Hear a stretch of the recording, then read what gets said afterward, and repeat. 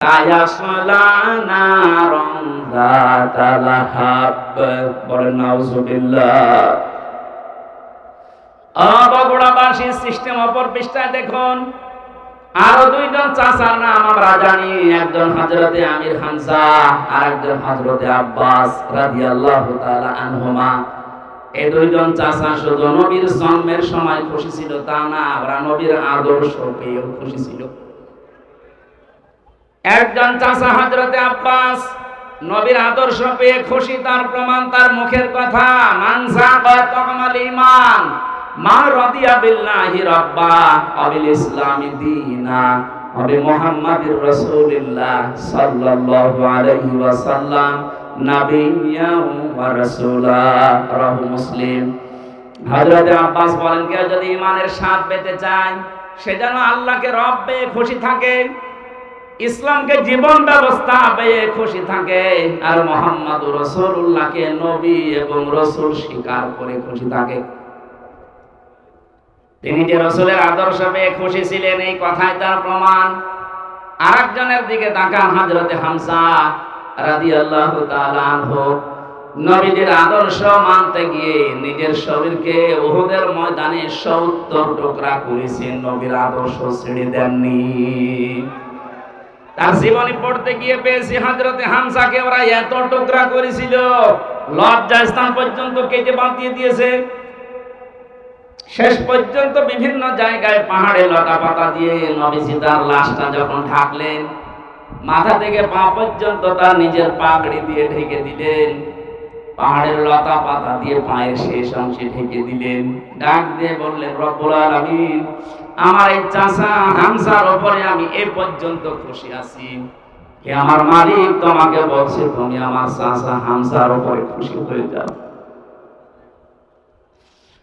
বগুড়াবাসী আগে দুইজন চাচাও তো আদর করেছে, মহব্বত দেখিয়েছে, ভালোবেসেছে, কিন্তু জন্মে কথা বলেন না কেন? ওই দুইজন চাচার শুধু মহব্বত ছিল, ভালোবাসা ছিল, আদর ছিল, জন্মে মিলাদে, কিন্তু আদর্শ মানতে তারা নারাজ। এই দুইজন চাচা জন্মেও খুশি, আদর্শ পেয়ে খুশি। তাদের জন্য নবীজির বক্তব্য দেখে, হে আমার মালিক, আমার চাচা হামজার উপরে আমি এ পর্যন্ত খুশি আছি। তোমাকে বলছি তুমি আমার মালিক হিসাবে আমার চাচার উপরে খুশি হয়ে যাও। নবীজি যদি কথা বলে কারো পক্ষে আল্লাহ খুশি না হয়ে পারবে? বুঝতে পারলাম চারজনের জীবনী পড়ে দুইজনে শুধু মিলাদ নিয়ে খুশি, জাহান্নামী। দুইজনে মিলাদেও খুশি, সিরাতেও খুশি, এজন্য দুইজনে জান্নাতি। আশা করছি আমার কথার অর্থ বুঝেছেন। এবার আসেন, কেন বিশ্ব নবী মুহাম্মদুর রাসূলুল্লাহকে এই পৃথিবীর ময়দানে আদর্শ হিসাবে মেনে নেওয়া লাগবে? আমি ২৭টা কারণ পেয়েছি কোরআন আর সিরাতের কিতাবে। একটা একটা করে যে কয়টা বলা যায় দেখে। রব্বুল আলামিন বলেন, লাকাদ কানা লাকুম ফি রাসূলিল্লাহি উসওয়াতুন হাসানাহ ইলা আখির আয়াত। অবশ্যই আমি তোমাদের জন্য মহত্তম আদর্শ লুকিয়ে রেখেছি আমার রাসূলের জীবনে। আমার এখানে দুইটা প্রশ্ন। আল্লাহ পাক বিশ্বনবী মুহাম্মদুর রাসূলুল্লাহর নাম জানতেন না? কথা বলেন না কেন? ওনার নাম যে মুহাম্মদ, এই শব্দটা আল্লাহ জানতেন না? ফি রাসূলিল্লাহ দিলেন কেন? আমাদের আদর্শ মানা রাখবে মুহাম্মদ ইবনে আব্দুল্লাহকে, না রাসূলুল্লাহকে। এবার আমার প্রশ্ন, উনি রাসূল হয়েছিলেন কি জন্মেই? বলেন। উনি পৃথিবীর সর্বপ্রথম নবী, শেষ নবী, এ কথা আমরাও মানি, কিন্তু ঘোষণা দেওয়া হিসাবে উনি কিন্তু ৪০ বছরে নবুয়ত পেয়ে ঘোষণা হয়েছে। ওরা আরব জাহানে ৪০ বছরের আগ পর্যন্ত কেউ নাকি নবী বলতো না, বলতো মুহাম্মদ ইবনে আব্দুল্লাহ। বলেন। উনি রাসূলুল্লাহ হয়েছেন, নবী হয়েছেন কত বছর বয়সে? আরো জোরে। তাহলে এর আগে পুরা আরব জাহানে ওনাকে নাম দিয়েছিল মুহাম্মদ ইবনে আব্দুল্লাহ আস-সাদিক আল আমিন। আজ বাংলাদেশ সহ বিশ্বের বহু জায়গায় আমরা দেখতে পাচ্ছি অনেকে বলছে আমরা নবীওয়ালা কাজ করি। এই কথাটা প্রতারণা। আপনি করছেন নবীওয়ালা কাজ না, আপনি করছেন মোহাম্মদ ইবনে আব্দুল্লাহর কাজ। কারণ মোহাম্মদ ইবনে আব্দুল্লাহ 17 বছর বয়সে হিলফুল ফজল শান্তির সংঘ গঠন করার মাধ্যমে ভালো ভালো কাজের আঞ্জাম দিয়েছিলেন। কথা বলেন না কেন? তিনি মানুষকে ভালো কথা শোনাতেন, ভালো কথা বলতেন, মানুষের বিপদে এগিয়ে যেতেন। এই কাজগুলো করেননি? সিরাজ ইবনে হিশাম দেখেন এই কাজগুলো তিনি করেছিলেন। কি বুঝলেন এখানে? আপনিও যে কাজগুলো করেন এগুলো কিন্তু মোহাম্মদ ইবনে আব্দুল্লাহর কাজ। আর রাসূলুল্লাহর কাজ কি? তিনি যেই দিন রাসূল হচ্ছেন তার মানে 40 বছর বয়সে, ওই দিনই জিবরাইল তাকে বলেছিল ইকরা। তিনি বলেছিলেন মা আমি কারি, আমি পড়তে পারি না। 3 বার বলার পরও যখন বললেন আমি পড়বো না, পড়তে পারি না, এত ধরে চাপ দিয়েছিলেন। 4th বার তিনি বললেন ইকরা বিসমি রাব্বিকাল্লাযী খলাক। নবীজি জিবরাইলের সঙ্গে সঙ্গে 5টা আয়াত পড়েছিলেন। প্রশ্ন আসতে পারে প্রথম 3 বার পড়লেন না কেন? জবাব হচ্ছে 3 বারই জিবরাইল শুধু ইকরা পড়েছিলেন, যে পড়ো পড়ো। নবীজি প্রশ্ন করলেন ভাই জিবরাইল আমি পড়বো কি? বারবার যে আমাকে পড়তে বলেন, আমি কি পড়বো? যখনই বলেছে বিসমি রাব্বিকা, রবের নামে পড়ো, তখন আমি আর থামি নাই, আরম্ভ করেছি। কিয়ামত পর্যন্ত আমার উম্মত যারা আসবে তাদেরকে শিক্ষা দিয়ে গেলাম, পড়াশোনা যদি করতে হয় রবের নামে পড়া লাগবে। এই 15.5 বছরে অনেক পড়া পরিবর্তন হয়েছে না হয়নি? ঢাকা বিশ্ববিদ্যালয় থেকে ইকরা বিসমি রাব্বিকাল্লাযী খলাক এই মনোগ্রাম বাদ দিয়েছে। কবি নজরুল ইসলাম কলেজ থেকে ইসলাম বাদ দিয়েছে। এখন বলছেন কেন? ইসলামী বিশ্ববিদ্যালয় কুষ্টিয়া রব্বি জিদনি ইলমা এইটাও বাদ দিয়েছে। যত জায়গায় যত কিছু বাদ হয়েছে এই 15.5 বছরে নবীর উম্মতেরা এখন যেহেতু দায়িত্ব পাচ্ছে, আহ্বান জানাবো এগুলো সব যেন ফিরিয়ে নিয়ে আসা হয়। কারণ রব ছাড়া আমরা পড়তে চাই না। রবের নাম বাদ দিয়ে যে পড়া হয় ওটা পড়া না। এক কথা বলতেছে। এখন প্রশ্ন আসতে পারে তাহলে অন্যান্য দেশ এত উন্নতি করে, তারা কি রবের নামে পড়ে? উন্নতি হয়েছে কিন্তু অবনতিও আছে। আমি সিঙ্গাপুর, মালয়েশিয়া সহ কতগুলো দেশ ঘুরে আসলাম, ওদের যে চরিত্র আমি দেখে এসেছি। বাকি যে দেশগুলোর নাম বললাম না, ফ্রি সেক্সের দেশ, লেখাপড়া ওরা আমাদের সাথে কম করে নাই। রাস্তার ধারে দাঁড়িয়ে মা বাবার সামনে সেনা করছে, এ কি মানুষ না কুত্তা? বলেন, রবের নামে যদি আপনি পড়াতে পারতেন, এখানে মা বাবা আর বড় ভাই যারা আছেন দায়িত্বে, আমি আপনাকে গ্যারান্টি দিচ্ছি 3টা বছর আপনি কোরআনের শিক্ষা সেখানে দেওয়া হয়, এই তালিমুল কোরআন অথবা যে ক্যাডেট মাদ্রাসা চাই বলেন, এখান থেকে 3টা বছর পড়িয়ে নেন। বাকি ওকে ডাক্তার বানাবেন, ইঞ্জিনিয়ার বানাবেন। যারা শাহাবুদ্দিন সাহেব ওনার ছেলেকে বানিয়েছে ইঞ্জিনিয়ার, আর একটা ইবনে সিনা। এইরকম আপনি তুলে দেন, কোনো অসুবিধা নেই। 3টা বছর কোরআনের শিক্ষা দিয়ে দেন, 2টা গ্যারান্টি আপনাকে আমি দিলাম, জীবনে এই ছেলে কোনোদিন নেশা করবে না। যদি শয়তানের ধাক্কায় পড়ে কোনোদিন করেও ফিরে আসবে, কারণ ওই নূর আছে ভেতরে। 2 নম্বরে জীবনেও কোনোদিন আপনাকে বৃদ্ধাশ্রমে দেবে না। আশা করছি আপনি কাজে লাগাবেন। নবী মুহাম্মদুর রাসূলুল্লাহ বললেন জিবরাইল পড়তে বললে কি পড়বো? সেই বলেছে রবের নাম, উনি পড়া আরম্ভ করেছেন। আজকে আমাদের এই দেশে শুরু হবে সিরাতুন নবীর আসল, যে আমরা রব ছাড়া অন্যের নামে পড়তে চাই না। অনেকে বাবার নামে পড়া আরম্ভ করেছিল। কিসের বাবা? আমরা পড়তে চাই কার নামে? বলেন। ফিরে আসলেন ওখান থেকে, ডাক দিয়ে বললেন জাম্মেলুনি জাম্মেলুনি ইয়া খাদিজা, আমি ভয় পেয়েছি, আমাকে জড়িয়ে দাও কম্বল দিয়ে। হযরতে খাদিজা বলেছিলেন স্বামী আল্লাহি কাল্লা, 2 বার কসম দিলেন। আল্লাহি আল্লাহর কসম, কাল্লা কখনো না, লা ইখজিক আল্লাহু আবাদান। এতটুকু শব্দের ভেতরে খাদিজা 3 বার আল্লাহর নাম বলেছেন, অথচ তিনি তখনও মুসলমান হননি। একটা অমুসলিম কসম দেওয়ার সময় একটা বাক্যে 3 বার আল্লাহর নামের ঘোষণা দেয়, আর দেশে হাজারো মুসলমান আমরা দেখি কসম দেওয়ার সময় কসম দিয়েছে বাবার নামে। তাও জীবিত বাবা হলে হয় কবে মরে গেছে সে বাবার নামে। এখান থেকে একটা মাসলা বের হয়, কসম দেওয়ার জন্য আল্লাহ বাদে কারো নামে কসম দেওয়া জায়েজ নেই, হারাম। সুতরাং আল্লাহ বাদে কারো নামে আর কসম দেবেন বলেন। বিশ্বনবী এসে 5টা কথা শুনলেন খাদিজার কাছে।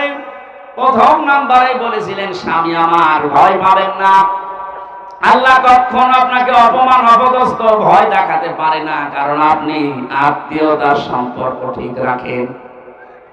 ও বাংলার মুসলমানেরা, যারা রক্তের সম্পর্কগুলো ঠিক রাখে, আত্মীয়তার সম্পর্কগুলো জুড়ে রাখে, তাদেরকে আল্লাহ পাক নির্ভয় করে দেয়। পৃথিবীর কেউ তাদেরকে ভয় দেখাতে পারে না। আর আমরা দেখি এগুলো যারা ঠিক রাখে না, তাদের মনের ভেতরে হাজারো অজানা ভয়। জেলে যাওয়ার আগে একবার মাহফিল থেকে আসার সময় এক পুলিশ গাড়ি থামিয়ে আমার বসে, হুজুর বুকে ফু দিয়ে দেন। কেন? দায়িত্ব পালন করতে গিয়ে দেখি হঠাৎ তাল গাছের ভেতরে কি যেন গড়ে উঠলো, আমি ভয় পেয়েছি। তুই তো ভয় পাবি, কারণ মানুষকে ঠেকায় আর মানুষের অধিকার নষ্ট করে, হক নষ্ট করে, উল্টা পাল্টা টাকা কামাই করে। যারা মানুষের অধিকার নষ্ট করে না, হক নষ্ট করে না, রক্তের সম্পর্ক ঠিক রাখে, তাদের ভেতর থেকে আল্লাহ এই অজানা ভয়গুলো দূর করে দেয়। মেয়েরা যারা এসেছেন, সম্মানিত মা বোনেরা, হাদিস বলছে, কোন মেয়ে লোক যদি চায় যে আমার স্বামী বেশি দিন বেঁচে থাক, আমার স্বামীর হায়াত বেড়ে যাক, তার সম্পদ বেড়ে যাক, তার সম্মান বেড়ে যাক, সে যেন স্বামীকে বারবার তাকিদ দেয়, স্বামী তুমি যা করো করো, কিন্তু সম্পর্কগুলো ঠিক রাখো। তোমার মায়ের সাথে, বাবার সাথে, বোনের সাথে, ভাইয়ের সাথে, ফুফুর সাথে, চাচার সাথে, আমার গুলো যদি নাও করো, অন্তত এইগুলোর সম্পর্ক ঠিক রাখো। কিন্তু 100টার 98টা পরিবারে আজ বাংলাদেশে বড় কারণে আমরা এই রক্তের সম্পর্কগুলো ঠিক রাখতে পারি না। কারা কারা পারছেন না হাত তোলেন তো। একযুগ আমার মনে হয় ওয়াজ করা ঠিক হইল না। ঠিক আছে, বাকিগুলো আমরা তো অন্তত ভালো আছি, আমাদের পরিবারের সমস্যা নেই, আলহামদুলিল্লাহ। বগুড়ার মা বোনেরা আমাদেরকে ধন্যবাদ। এই একটা লোক একটু সমস্যা আছে, ওরে বের করে দেব না, আমি শুধু হাসির জন্য বলি না, আমি কিন্তু বাস্তব বলছি। হাজারো পরিবারে আজ স্ত্রীর কারণে নিজের মা বাবার সাথে আমরা সম্পর্ক নষ্ট করে ফেলি। আমার বোনের সাথে সম্পর্ক আমার রক্তের, কিসের বলেন? এখন যে জল্লাদ আছে কেন্দ্রীয় কারাগারে, এর নাম হচ্ছে ইলিয়াস। এই লোকটা ফাঁসি হয়েছে বউ মারার কারণে, বউ হত্যা করেছে, এই কারণে ফাঁসি, এখনো যাবজ্জীবনে আছে। এখন 22 বছর জেল খাটা লাগবে, এখন ফাঁসি দেয় মানুষকে। ও একদিন এসে বলছিল, হামজা ভাই আমার জীবনের এই কাহিনী। 17 বছর ছিল সৌদি আরবে, বিয়ে করার পর 35 না 36 বছর বয়সে বিয়ে করেছে। কয়েক বছর যেতেই বর সাথে আর মার সাথে কোনো মিল নেই। আমি আমার বোনকে কিছু দিলেই বউ মন খারাপ করে, মাকে কিছু দিলেই মন খারাপ করে। শেষ পর্যন্ত কি করবো, ওরে আমি একটু সতর্ক করার জন্য একটা থাপ্পড় দিয়েছিলাম, এক থাপ্পড়েও 57 বছর। এখন আমার এই যে জেল, 22টা বছর জেলে থাকা লাগবে। 30 বছর জেল হয়েছিল, আমি কাজকর্ম করি, এই কারণে আমার 22 বছর। বলেন, একটা লোক ওইদিকে গেল 34-35 বছর, এদিকে 22 বছর, ওর জীবনে আর কি থাকবে বের হলে? ওকে খুব বড় অপরাধ করে গিয়েছে ছেলে। এই পারিবারিক জীবনের একটা ঠুনকো বিষয় নিয়ে এদিন সম্মানিত মা বোনেরা যারা বিভিন্ন জায়গায় বসে শুনছেন, আপনি মনে করেন নামাজ পড়া, রোজা রাখা, কালো বোরকা পরে আমি বগুড়ায় ঘুরি, আমি জান্নাত যাবো না? জান্নাত আপনার কারণে আপনার এই স্বামী তার মা বাবার সাথে, তার বোনের সাথে, ভাইয়ের সাথে সম্পর্ক ঠিক রাখতে পারে না। আমি কি বেশি বলে ফেললাম? এই বগুড়ায় মনে হয় এখন শুরু হয়নি, এগুলো কুষ্টিয়া চলছে। আশা করছি মা বোনেরা খাদিজার মতো আচরণ করবে, বলেন আমিন। তিনি বললেন 5টা কথা, ওখান থেকে নিয়ে গেলেন, বলেন চলেন আমার ভাই ওয়ারাকা ইবনে নাওফেল আছে, চাচাতো ভাই ওয়ারাকা ইবনে নাওফেল তাওরাতের ইনজিলের পণ্ডিত ছিলেন। তিনি নবীজির এই কথাগুলো শুনে বললেন, মুহাম্মদ সুসংবাদ, ওয়েলকাম তোমাকে, কারণ এর আগে মুসা নবী ঈসা নবীর কাছে এই ফেরেশতা এসেছিল, ভয় পাবেন না আপনি। কিন্তু আমার আশঙ্কা হচ্ছে আমি কিতাব পড়ে যেটা দেখতে পেয়েছি, আপনাকে আল্লাহ যেটা দিলেন, আপনি এখন নবী রাসূল। এই নবী রাসূল যারাই হয়েছিল, মুসা নবী, হযরতে ঈসা নবী, তারা রাসূল ছিলেন, কিতাব পেয়েছিলেন, জিবরাইল এসেছিল। এজন্য এলাকার মানুষেরা তাকে এলাকায় থাকতে দেয়নি, হত্যা করার জন্য চেষ্টা চালিয়েছে। আপনার কপালে এটা আসবে, জাতির লোকেরা আপনাকে শেষ পর্যন্ত দেশ থেকে তাড়িয়ে দেবে। আমি যদি ওই সময় বেঁচে থাকি, আমি তোমাকে সাহায্য করব।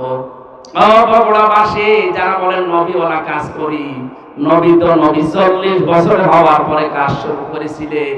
কাজ শুরু করার পরে তার প্রথম ঘোষণা যে আপনি দেশে থাকতে পারবেন না। 82 বার নবীকে হত্যা করার জন্য টার্গেট নিয়েছিল ইহুদিরা। সুতরাং নবীওয়ালা কাজ এই পৃথিবীতে তারা করছে যারা 24 ঘন্টা নবীর মতো আতঙ্কে থাকে, আর যাদের কোনো চিন্তা নেই, দুশ্চিন্তা গো ফুর্তি করছে, এ মানুষগুলো নবীওয়ালা কাজ না। এদের মোহাম্মদ ইবনে আব্দুল্লাহর কাজ হচ্ছে নবীওয়ালা কাজ করতে হলে অবশ্যই 40 থেকে 63 এই 23 বছর অনুসরণ করা লাগবে। কথা বলে না কেন? এবার আসেন কেন করা রাখবেন। 1 নম্বরে বিশ্ব নবীকে উসওয়াতুন হাসানা, এই শব্দটা আল্লাহ এমনি দেয়নি, দুনিয়ার কারো নামের আগে পরে শব্দটা আপনি দেখবেন না। ইব্রাহিম নবীর নামের আগে পরে আছে, সেটা আলাদা বিষয়, কিন্তু মুহাম্মদ রাসূলুল্লাহকে দিয়েছেন আল্লাহ। আমি 27টা কারণ বলছি। 1 নম্বরে বিশ্ব নবী মুহাম্মদ রাসূলুল্লাহ জীবনী আমাদের কাছে পরিষ্কার, এই কারণেই তিনি একমাত্র আদর্শ। দুনিয়ায় যার অনুসরণ আপনি করেন, কেউ বুকে হাত দিয়ে বলতে পারবেন না যে দেশে বঙ্গবন্ধু, জিয়াউর রহমান, মতিয়ার রহমান নিজামী, চারমোনাই পীর, যারা জয় দলে আছেন, কেউ গ্যারান্টি দিতে পারবেন না যে আমার নেতার চরিত্র 100% পরিষ্কার। পারবেন না। অথচ নবীজি নিজে জানিয়েছিলেন, আমার স্ত্রীরা, হে আমার সাথীরা, হে আমার সাহাবীরা, দিনের আলোতে রাতের আধারে আমার ভেতরে যা দোষত্রুটি দেখতে পাও সব খুলে খুলে মানুষকে বলে দাও। এটা বলার মতো মানুষের পৃথিবীতে আমরা কাউকে পাইনি। কারো জীবনী আমাদের কাছে পরিষ্কারও না, কারণ সে ছোটবেলায় কি করেছে, কার মুরগি চুরি করেছে, কার কাঁঠাল চুরি করেছে আমরা জানি না। কথা বলে না কেন? অথচ তার 63 বছরের জীবনে আপনি একটা কলম লাগাবেন, সে জায়গাও পাবেন না। কি সুন্দর কথা আল্লাহ তার নামে দিয়েছেন, খুলুকিন আযীম। আযীম শব্দটা বিশাল শব্দ। আল্লাহ বলেন এই নামটা আমি শুধু মুহাম্মদুর রাসূলুল্লাহর চরিত্রে ব্যবহার করেছি। আর ইসমাইল নবীকে আমি একটা নাম দিয়েছিলাম, আমার নাম গোলামিন হালিম, আমার সহনশীল বান্দা। ইসহাক নবীকে আমি একটা নাম দিয়েছিলাম গোলামিন আলিম, আমার জ্ঞানী বান্দা। মুহাম্মদ রাসূলুল্লাহকে যে নাম দিয়েছি, এটা খুলুকিন আযীম, আমার মহান চরিত্রের বান্দা। কিয়ামত পর্যন্ত মানুষ কুল কিনারা পাবে না এর আদর্শ অনুসরণ করে। জোরে বলেন আল্লাহু আকবার। আমি যে কথাটা এ পর্যন্ত নিয়ে আসতে চাই, দুনিয়ায় কারো জীবনী আমাদের কাছে যেহেতু পরিষ্কার না, পরিচ্ছন্ন না, এজন্য একমাত্র আদর্শ আমরা কাউকে মানি না। আমরা মানি মাত্র মুহাম্মদুর রাসূলুল্লাহ সাল্লাল্লাহু আলাইহি ওয়াসাল্লামকে। 2 নম্বরে আমি পেয়েছি বিশ্ব আমাদের একমাত্র আদর্শ হওয়ার কারণে পৃথিবীর যত সম্পদ আল্লাহ দিয়েছেন, তিনি ছিলেন শ্রেষ্ঠ সম্পদ। কি ছিলেন? সূরা ইউনূসের 58 নম্বর আয়াতে আল্লাহ তাআলা ঘোষণা দিয়েছেন, এই পৃথিবীতে যত নিয়ামত আমি তোমাদের জন্য দিয়েছি, সর্বোত্তম সর্বশ্রেষ্ঠ সম্পদের নাম হচ্ছে মুহাম্মদ রাসূলুল্লাহ। ফাবিযালিকা ফালিয়াফরাহু হুয়া খায়রুম মিম্মা ইয়াজমাউন। সুতরাং তোমরা যদি আনন্দ করতে চাও কারো আদর্শ পেয়ে, মুহাম্মদুর রাসূলুল্লাহর আদর্শ পেয়ে আনন্দ করো। দুনিয়ার শ্রেষ্ঠ সম্পদ এটা। জোরে বলেন আল্লাহু আকবার। 3 নম্বরে বেশি, তিনি গোটা পৃথিবীর জন্য ছিলেন রহমত। যেখানে গিয়েছেন সেই জায়গা রহমতে ভরে গেছে। ওমা আরসালনাকা ইল্লা রাহমাতাল লিল আলামিন। আর রাহিকুল মাকতুবের ভেতরে আয়াতের ব্যাখ্যা পড়তে গিয়ে আমি পেয়েছি খাদিজাতুল কুবরা হযরত হালিমাতুস সাদিয়া বলেন, আমি যেখান থেকে কোলে নিয়েছি ওই জায়গা থেকে 6টা বছর আমি তাকে লালন পালন করেছি। কোনদিন অভাব কারে বলে আমি চোখে দেখি নাই। ধরে বলেন সুবহানাল্লাহ। 4 নম্বরে তিনি আমাদের আদর্শ। এটাই আমার আসল পয়েন্ট। এই পৃথিবীতে একজন মানুষকে শুধু অনুসরণ করলে, অনুকরণ করলে জীবনের গুনাহ মাফ হয়ে যায়। তিনি মুহাম্মাদুর। পৃথিবীর কোন মানুষকে অনুসরণ করলে জীবনের গুনাহ মাফ হয় আমি কোরআনে পাইনি।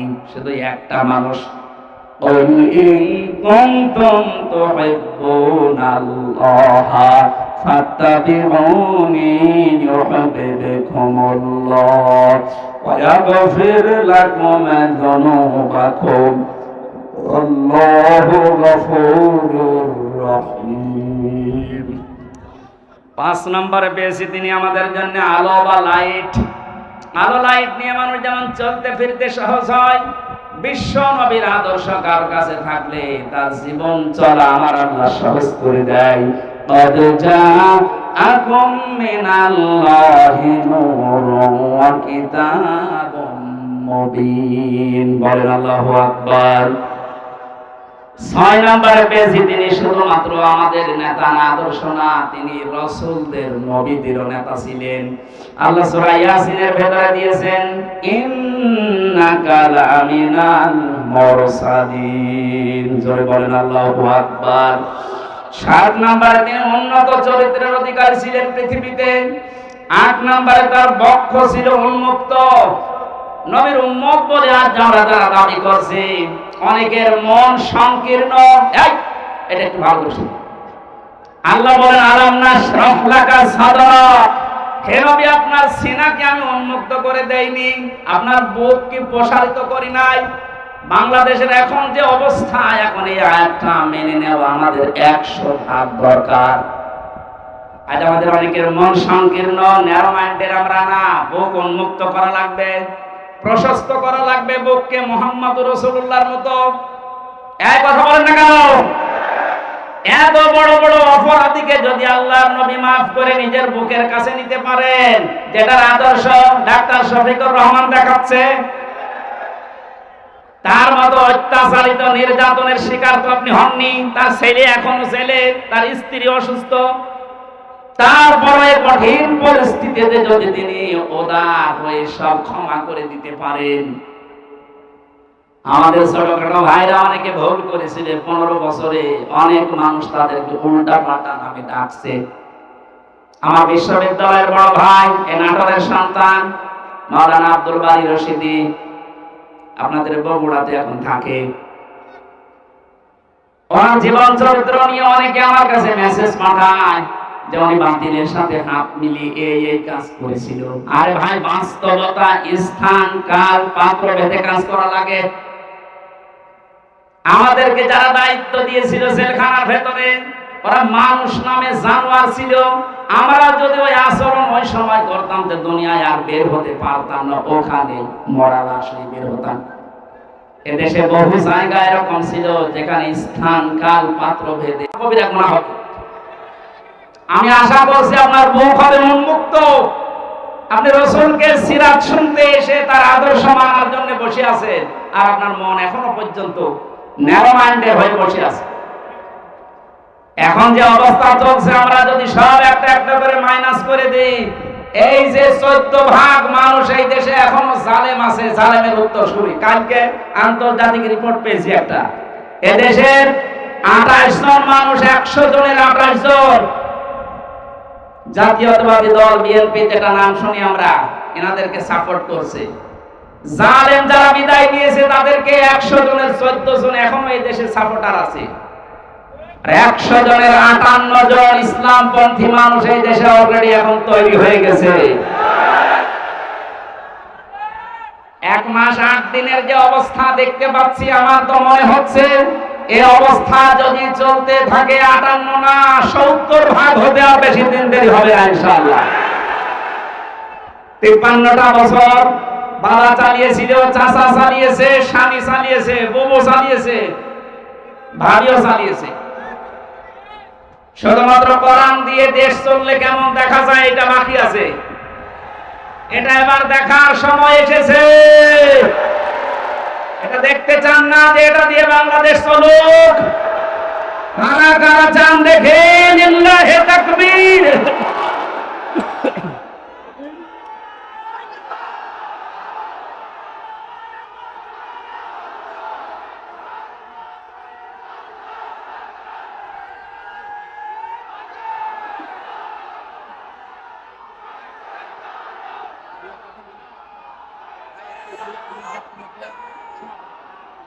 সম্মানিত ভাইরা, আমি যতগুলো নোট করেছিলাম এত কয়েক ঘন্টা লাগার কথা, 27টা কেবল চলছে, 7টা।